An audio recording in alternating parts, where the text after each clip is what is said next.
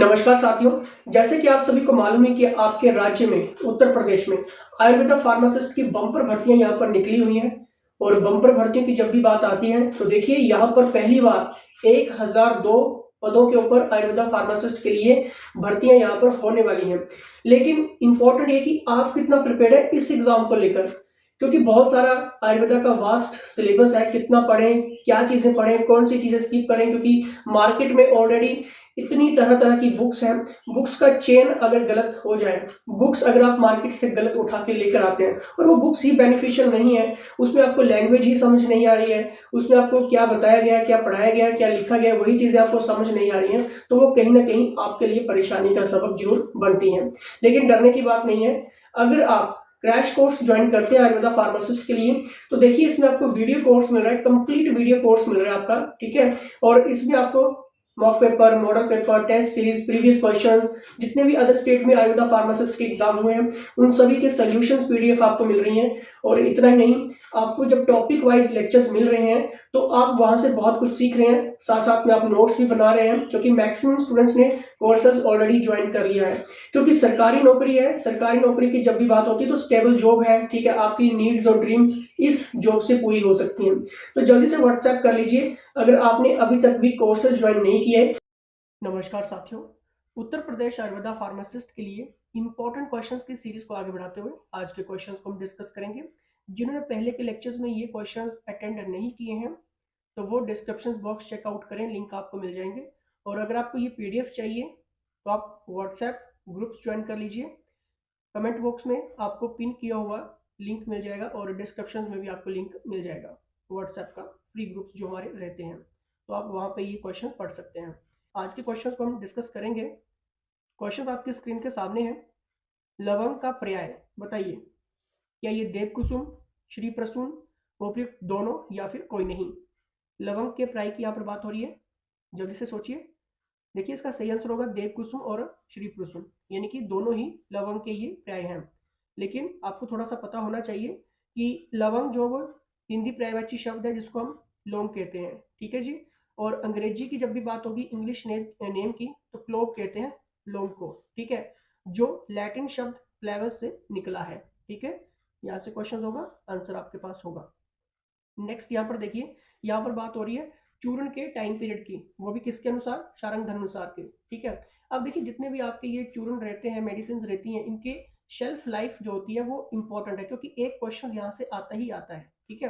तो यहाँ पर बात हो रही है चूर्ण के टाइम पीरियड की शारंग धर्म अनुसार के, तो कितना है, 2 मास है, 4 मास है, 6 मास है या फिर 12 मास है। जल्दी से बताइए। देखिए इसका सही आंसर होगा ऑप्शन नंबर 1, यानी कि 2 मास, ठीक है। अब देखिए थोड़ा सा यहाँ से बनते हैं क्वेश्चन। देखिए कंप्लीट आपको मैं जानकारी यहाँ पर दूंगा। देखिए आयुर्वेदिक तैयारियों का शेल्फ जीवन, यानी कि शेल्फ लाइफ की यहाँ पर बात हो रही है। देखिए जब भी हम चूर्ण की बात करेंगे या फिर किसी भी हर्बल पाउडर की बात करेंगे तो इसकी जो शेल्फ लाइफ है कितनी है, यानी कि एक्सपायरी डेट कितनी है, 2 वर्ष है। लेकिन याद रखो ये तब लागू होता है जब चूर्ण जार को एयर टाइट बंद करके रखा जाता है, ठीक है। मतलब बिल्कुल बंद है चूर्ण आपका, तब उसका जो एक्सपायरी रहेगा 2 वर्ष रहेगा, ठीक है। अगर एक बार डिब्बा खुल गया, चूर्ण का डिब्बा खुल गया, तब उसकी जो टाइम पीरियड रह जाता है 2 से 4 महीने का रह जाता है। मतलब फिर 2 से 4 महीने के अंदर अंदर उसको अगर यूज कर लिया जाए तो बेस्ट रहता है। ऐसा नहीं कि 1 साल के लिए आप लेकर आ गए और एक्सपायरी देख रहे हैं कि भाई इसकी तो एक्सपायरी 2 साल तक है और डिब्बा आपने 1 साल पहले खोल के रखा हुआ है, तो फिर जो उसके लाभ है उतना लाभ फिर नहीं मिलता है, ठीक है। तो मॉडिफिकेशन क्वेश्चन का रहता है। और वैसे ही अगर हम क्वथ चूर्ण की बात करें, ठीक है, तो इसका भी 2 साल के लिए, ठीक है। और सभी में आपका 2 से 4 महीना ही रहेगा, जब तक वो एयर टाइट में बंद नहीं है, ठीक है। अगर यूज करना है, अगर डिब्बा खुल गया तो 2 से 4 महीना, फिर 6 महीना रहता है। और एक्सपायरी यहाँ पर उसका जो लाइफ शेल है वो 2 साल का है, ठीक है। लेपा चूर्ण की जब भी बात करेंगे, किसी भी प्रकार का जो भी लेप चूर्ण रहते हैं, ठीक है, तो देखिए जो भी मतलब लगाए जाने वाले चूर्ण रहते हैं, मलम वगैरह, उनका 2 वर्ष है, ठीक है। दंत मंजन वगैरह के आपकी ये 2 वर्ष है, ठीक है जी। और आयुर्वेदिक गोलियों की बात जब भी होगी, यानी कि जिसमें आपकी आयुर्वेदिक गोलियां होगी, बटी होगी, ठीक है, जो भी आपकी क्षाइन गोलियां होगी, ठीक है। देखिए हर्बल और खनिज सामग्री से तैयार गोलियां, याद रखो हर्बल और खनिज सामग्री से तैयार गोलियां, निर्माण की तारीख से 5 वर्ष, ठीक है जी, ओके। हर्बल सामग्री से तैयार टैबलेट 3 वर्ष, खनिज सामग्री से तैयार टैबलेट 10 वर्ष। ठीक है जी। और यहाँ पर देखिए गोलियां जिनमें खनिज तत्वों का उपयोग किया जाता है या गुगलू का उपयोग किया जाता है। ठीक है, जो भी गुगलू टाइप गोलियां रहती हैं उनकी कितना है शेल्फ लाइफ, 5 वर्ष है। ठीक है जी। और अबलेहा लेहम, ठीक है, हर्बल जैम पाका, इनका आपका रहता है 3 वर्ष। ठीक है। और गुड़ गुड़ के निर्माण की तारीख से 3 वर्ष। ठीक है। गुड़ आधारित जितने भी आपके हर्बल जैम वगैरह हो गए, ठीक है, 3 वर्ष इनका शेल्फ लाइफ है। ये क्वेश्चंस बनेंगे आपके एग्जाम में क्योंकि ये शेल्फ लाइफ के बारे में बात हो रही है। ठीक है, तो मैं कंप्लीट यहाँ पर आपके लिए लेकर आया हूँ ताकि क्वेश्चन ना छूटे। देखिए लोहा मतलब आयरन जो जितना भी रह गया आपकी आयुर्वेदिक औषधियाँ, ठीक है, उनका 10 वर्ष है। घृत आयुर्वेदिक हर्बल घी 2 वर्ष है। तेल आयुर्वेदिक हर्बल तेल 3 वर्ष। अर्क आसुत हर्बल अर्क 1 वर्ष। ठीक है जी। और द्रवक क्षार, लवण और क्षार, ठीक है, ये आपका 5 वर्ष, जो भी इसमें फॉर्मूला यूज रहता है लवण और क्षार का उसमें 5 वर्ष है। लेपा चूर्ण, ठीक है, आपका ये 3 वर्ष। ठीक है जी। और हर्बल डेंटल पाउडर आपका रहेगा, पेस्ट वगैरह 2 वर्ष है। हर्बल सिर्फ 3 वर्ष है। क्षायम हर्बल चाय 3 वर्ष। ठीक है, ये आपको याद रखना है। ठीक है, एक बार देख लेना इसको अच्छे से, ठीक है, फिर आपको याद हो जाएगा। अब यहाँ पर देखते हैं आयुर्वेदिक की जितनी भी कान की जो भी कान में डालने वाली बूंदे हैं, ठीक है, नाक की बूंदे हैं, ठीक है, तो देखिए उनका आपका है 2 वर्ष। आयुर्वेदिक आई ड्रॉप नियन की नेत्र बिंदु 1 वर्ष। ठीक है जी। ये इनका क्या है शेल्फ लाइफ हमने यहाँ पर डिस्कस किया। तो एक बार अच्छे से एक बार फिर से देख लेना, ठीक है, आपको याद हो जाएगा। नेक्स्ट यहाँ पर देखते हैं सदा पुष्प किसका पर्याय है, वेरी इंपॉर्टेंट। ठीक है, सदा पुष्प इनकी सदाबहार के नाम से भी इसको जानते हैं। क्या ये अर्क है, स्नूही है, सदाबहार है या फिर पूतिक है, जल्दी से बताइए। और मुझे लगता है कि मैक्सिमम स्टूडेंट्स ने यहाँ पर अभी सदाबहार क्लिक किया होगा। ठीक है, लेकिन यहाँ पर बात हो रही थी किसका पर्याय है। ठीक है, मतलब यहाँ पर इसके टेस्ट की भी एक टाइप की बात हो रही थी। ठीक है, तो देखिए अर्क यानी कि कड़वा, ठीक है, जो भी आपको पता ही होगा, आपने देखे ही होंगे फूल सदाबहार के। ठीक है, कैसा होता है उनका टेस्ट, कड़वा होता है इनकी अर्क। ठीक है जी। अब देखिए यहाँ पर option number A is the right answer. ये क्वथ रक्त में कोलेस्ट्रॉल की मात्रा को नियंत्रित करता है। मधुमेह सदा पुष्प चूर्ण, ठीक है, जिसको हम सदाबहार भी कहते हैं, 1 से 2 ग्राम या 2 ग्राम काढ़े में, ठीक है, 10 से 20 मिलीलीटर का सेवन करने से मधुमेह में लाभ होता है। जब भी हम किसी चीज को हम बात करते हैं मधुमेह की यानी कि डायबिटीज की बात करते हैं, तो देखिए अगर एक बार डायबिटीज अगर आइडेंटिफाई हो गई तो वो जाती नहीं है कभी भी। ठीक है, उसके बाद हम मधुमेह को सिर्फ कंट्रोल कर सकते हैं, चाहे वो आपके इंजेक्शन हो गए, चाहे वो आपकी आयुर्वेदिक मेडिसिन हो गई, सिर्फ मधुमेह को फिर कंट्रोल किया जाता है। ठीक है, इसलिए आजकल बहुत सारे ऐसे विद्यार्थी भी हैं, ठीक है, मेरे पास कुछ ऐसे विद्यार्थी भी बोलते हैं जिनको डायबिटीज जो वो हो गई है। ठीक है, अभी उनकी 20-22 साल एज है। ठीक है, तो देखिए डायबिटीज का सीधा लक्षण आपका रहता है आपके टेंशन से, हाइपर टेंशन से, तनाव नहीं लेना है। ठीक है, और डेली जो भी आपका रूटीन लाइफ है, एक्सरसाइज वगैरह जरूर करनी है और ज़्यादा मीठा खाने से परहेज करना है। ठीक है, क्योंकि अगर एक बार मधुमेह हो गया तो फिर आप बचेंगे नहीं, मतलब कि सिर्फ कंट्रोल कर सकते हैं फिर। ठीक है, कंट्रोल कर सकते हैं फिर।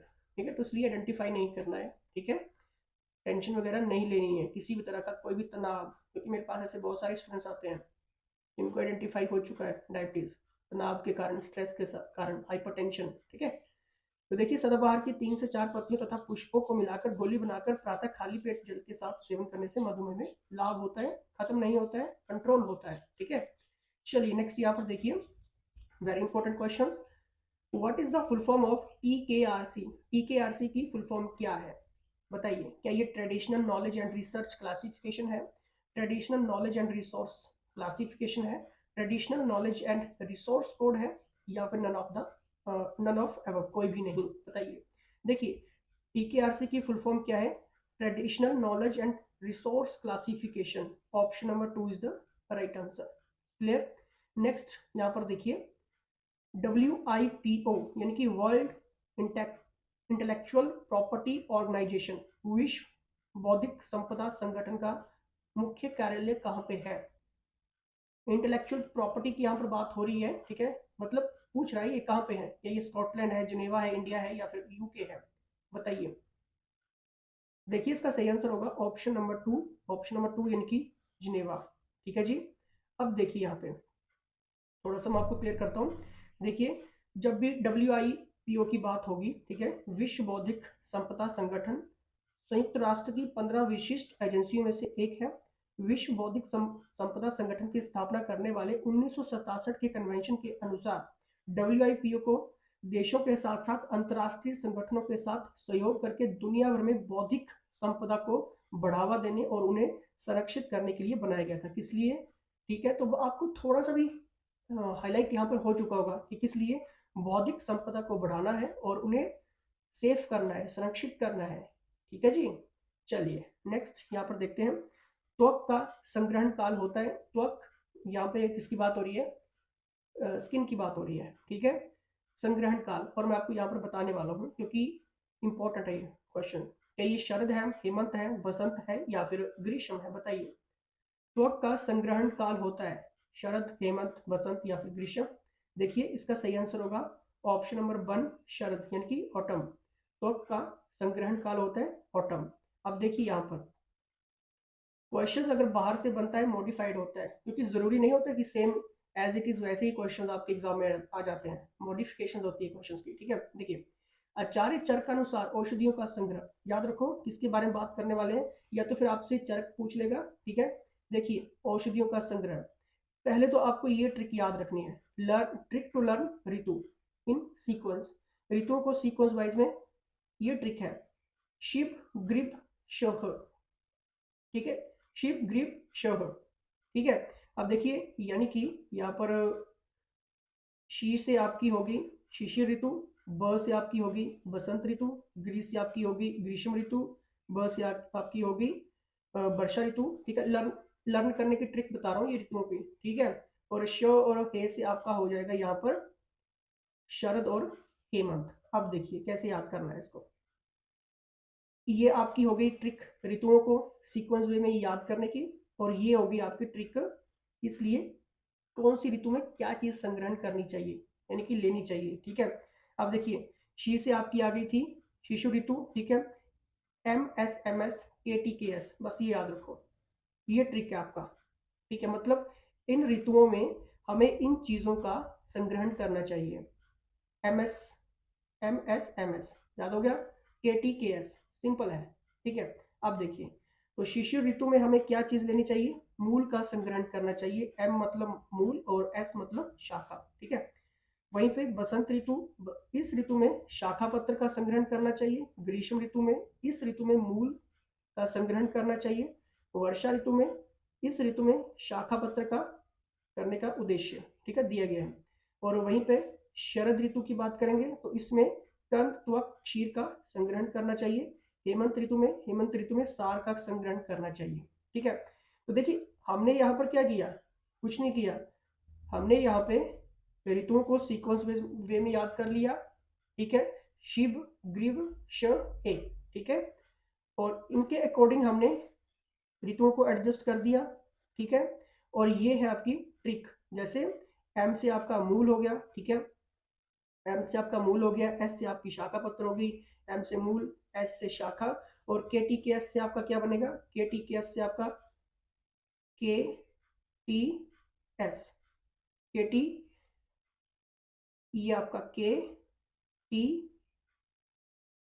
के, ठीक है, और एस सा, जो लास्ट में हमने पढ़ा ना के टी के एस, तो इसका ये बन गया। ठीक है, सिंपल है बिल्कुल। ओके, लेकिन अभी हमने क्या चीज रीड किया? आचार्य चरक के अनुसार औषधियों का संग्रहण कब करना चाहिए। चरक हमने पढ़ लिया, और सुश्रुत भी आपको पता होना चाहिए क्योंकि आपसे ये दो ही मेन पूछे जाते हैं। ठीक है, तो देखिए ट्रिक क्या है यहाँ पर, साफ जपत क्षीर। ओके, साफ जपत क्षीर। अब देखिए, सा से आपका हो गया सार, फ से फल, ज से जड़, यानी कि लेकिन हमने इसको मूल करना है। ठीक है, जड़ को मूल ही कहते हैं ना। ठीक है, प से पत्र, त से त्वक, क्षीर से क्षीर ही रहेगा। ठीक है, साफ जप क्षीर। ठीक है, अब देखिए कैसे याद रखना है। बसंत ऋतु में सार का संग्रहण करना चाहिए। मैंने आपको क्या पढ़ाया यहाँ पर? सार। ठीक है, सा। ठीक है, फ से आपका फल। ठीक है, तो इसमें ग्रीष्म में आपको फल का संग्रहण करना चाहिए। ठीक है, और ज से जड़ यानी कि मूल, हमने मूल लेना है। ठीक है, तो देखिए यहाँ पर बात हो रही है स्प्रिंग सीजन की, फावरिट ऋतु, ठीक है। ये संस्कृत नेम है लेकिन स्प्रिंग इसको कहा गया, ठीक है। स्प्रिंग सीजन जो रहता है इसमें मूल का संग्रहण करना चाहिए, क्लियर। और वर्षा में क्या था आपका, यानी कि प से पत्र, अब देखिए वर्षा में पत्र का संग्रहण करना चाहिए, ठीक है। त से त्वक हो गया, ठीक है। तो देखिए शरद में त्वक आपका आ गया और हेमंत में क्षीर, लास्ट तक क्षीर ही रहने देना है, ठीक है। बोलने का मतलब ये है इन ऋतुओं को सीक्वेंस में याद रखो, ठीक है। और बाकी बाद में ये इनका ट्रिक बना लो, ठीक है। और ट्रिक क्या है आपका, साफ जपत क्षीर, एकदम से ऑप्शंस देख के गलत नहीं होगा, ठीक है। एक से दो बार देख लेना, ठीक है। ऑप्शंस देख के आपका क्वेश्चन जो है गलत नहीं होने वाला है, ठीक है। चलिए नेक्स्ट यहाँ पर देखेंगे, गोक्षुर आदि मोदक का मुख्य कर्म होता है मूत्रक, वृष्य, शोधर या फिर रसायन, बताइए। गोक्षुर आदि मोदक का मुख्य कर्म होता है मूत्रक, मूत्रल, वृष्य, शोथर, रसायन, बताइए। देखिए गोक्षुर आदि मोदक का मुख्य कर्म क्या है आपका, ऑप्शन नंबर 2 यानी कि वृष्य, ठीक है।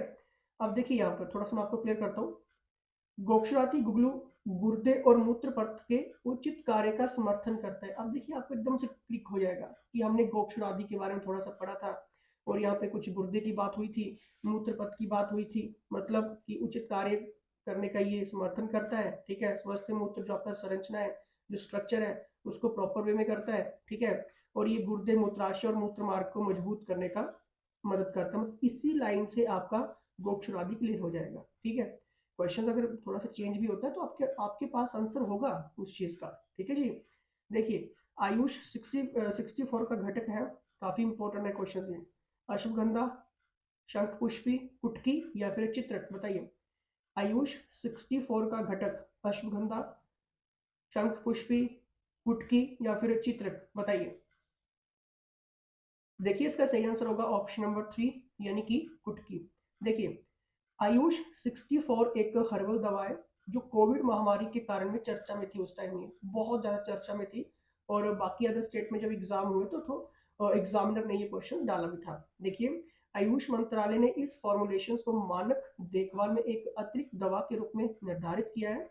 आयुष 64 को मूल रूप से मलेरिया के इलाज के लिए 1980 में सेंट्रल काउंसिल फॉर रिसर्च इन आयुर्वेदिक यानी कि CCRS द्वारा विकसित किया गया था, ठीक है जी। और ये एक पॉलीहर्बल दवा है, ठीक है, जिसमें एंटीवायरल, इम्यून मॉड्यूलेटर और एंटीपायरेटिक के गुण ही इसमें पाए जाते हैं, ठीक है। लेकिन आपको इतना याद नहीं रखना है, बट आपको पता होना चाहिए 64 आयुष क्या है, ठीक है। नेक्स्ट यहाँ पर देखेंगे, क्रोकस सैटिवस का वानस्पतिक नाम बताना है। क्या ये कुमकुम है, नारियल है, नीम है या फिर आपका हरिद्रा है, जल्दी से। क्रोकस सैटिवस का वानस्पतिक नाम कुमकुम, नारियल, नीम या फिर हरिद्रा। देखिए इसका सही आंसर होगा ऑप्शन नंबर 1 यानी कि कुमकुम।